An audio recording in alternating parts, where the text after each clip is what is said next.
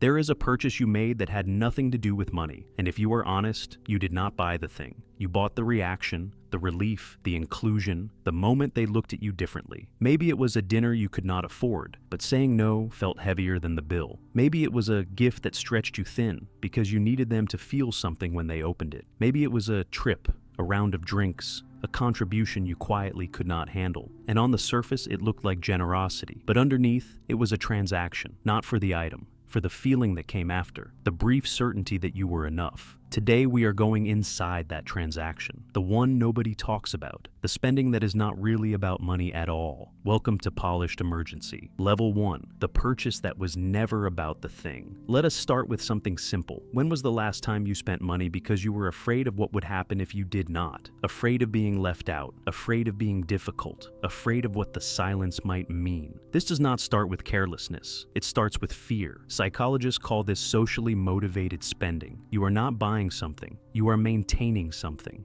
A relationship, a version of yourself, a place in the room. And here is why it is hard to see. It does not feel like fear. It feels like love, like showing up, like being generous, like being someone people want around. The emotion and the spending get fused together. So pulling them apart feels wrong, almost cruel, like you would be admitting the connection was not real. But the connection was real. The transaction just got attached to it. Level 2, where it came from. To understand this, you have to go back. Back to where you first learned that love had a cost, not a clear one, not a spoken one, but a pattern. For some people, love came with conditions. Be easy, be useful, do not be too much. And at some point, very early, your brain made a deal. If I give enough, they will stay. If I make things easier, I will be safe. If I do not ask for too much, I will be kept. At some point, you learned that being loved and being useful were the same thing. That is the origin. Psychology calls it anxious attachment, but you do not experience it as a label. You experience it as pressure. And as an adult with money, the fastest way to prove your value is to spend, to pay, to cover, to say yes when everything in you says no. Because underneath it all, there is a quiet belief. Money is proof. Generosity is safety. And if I stop giving, they might stop staying. You did not choose that belief, but you have been running it ever since. Level 3, the anatomy of the yes. Slow this down. Because there is a moment right before you say yes, and that moment decides everything. An invitation arrives, a dinner, a trip,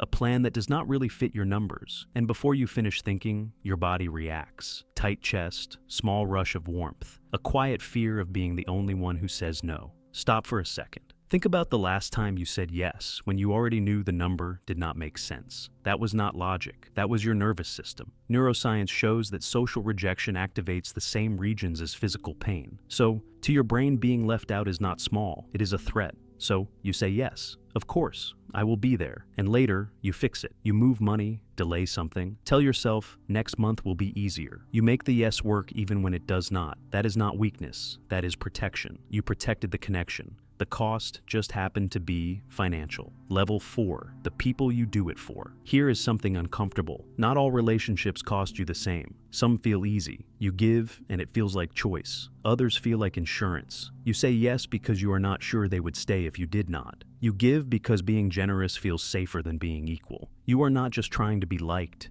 You are trying to be worth keeping. That is the difference. Some connections expand you, others quietly charge you. Financial therapists call this compensatory spending, using money to fill something emotional. And it is exhausting, not just financially, internally, because you are constantly measuring yourself, adjusting, calculating, making sure you are enough for the room. That is the real cost. Not the money, the constant pressure to justify your presence. Level 5, what it does to the account. Now look at the numbers, because this pattern leaves a signature. It does not look reckless. It looks generous. Open your banking app. Search for the word dinner. Count how many times you said yes last month. Dinners, trips, gifts, contributions. From the outside, it looks admirable. Nobody calls it a problem because it looks like generosity. But your bank account knows the difference. Because it is not one big decision. It is 100 small ones spread across relationships. Each one reasonable, together, structural, a slow leak in every direction. And here is the part people miss. It does not fix the feeling, it relieves it temporarily, until the next invite, the next moment,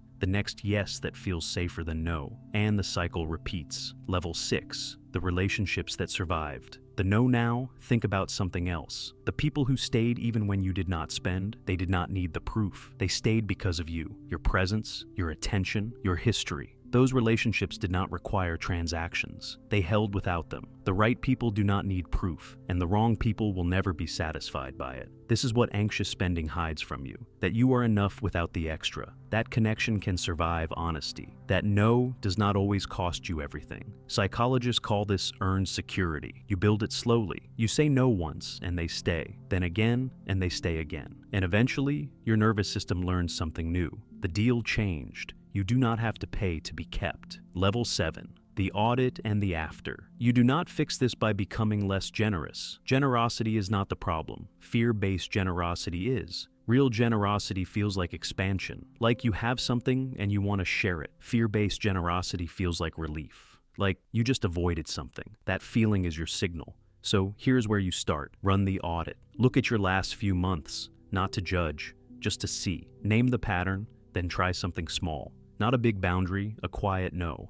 I am going to sit this one out and watch what happens. Most of the time, nothing breaks. And every time nothing breaks, your brain updates. Then notice who stays. Those people are your evidence. Not that you are enough, you already are, but that the proof was never required. There is a version of financial freedom nobody talks about. Not the one with investments, not the one with passive income. The one where you stop paying to belong, where generosity is not driven by fear, where your presence does not need a price tag. That version does not start with a budget. It starts with a question. Who are you paying to feel like you belong? You do not have to earn your seat at the table. You never did. You just forgot. Before you go, answer this honestly. Is there someone in your life you are financially performing for right now? You do not need to name them. Drop a level in the comments. Level 1, I see it, but it is not affecting me. Level 2, I am doing this right now. Level 3, I had someone in mind this whole video. Level 4, this explains something I have never been able to say. And if this hits something real, send it to one person. Not everyone, just the one person who already knows. That is how the underground grows.